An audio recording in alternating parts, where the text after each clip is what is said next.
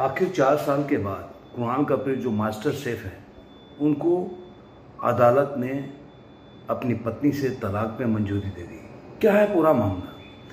Master chef में जज रहे कुरान कपूर ने अदालत में अपनी याचिका में कहा कि उनकी पत्नी मेरे माता पिता का कभी सम्मान नहीं करती, उन्हें अपमानित करती रहती है।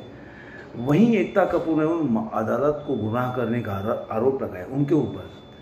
आपको बता दें कि जो कुरान कपूर है, उनकी पत्नी का नाम एकता है और उन्होंने 2008 में इनसे शादी की थी, लेकिन काफ़ी परेशान रहते थे। दोनों के जो रिश्ते थे अच्छे नहीं थे और कुरान कपूर जो थे अपनी पत्नी की प्रताड़ना से बहुत परेशान थे। आपने हाल ही में जॉनी डेप का केस सुना होगा, जो बाद में और लेडीज़ को फर्स्ट करने की वजह से अदालत थोड़ा सा बोल सकते सॉफ्ट कॉर्नर रखती है लेडीज़ के लिए, तो इसलिए। लेकिन 12 साल के केस के बाद आखिर जॉनी डेप के इसी मामले में जीत हुई थी। तो इसी तरह सेलिब्रिटी कुरान कपूर को लेकर एक बड़ी खबर आई। उन्होंने मंगलवार को डाइवोर्स पर आधिकारिक मोहर लगा दी न्यायपालिका ने। कुरान कपूर हमेशा से बोलते रहते थे कि उनकी पत्नी के साथ उनका जीना जो है दुभर हो गया है।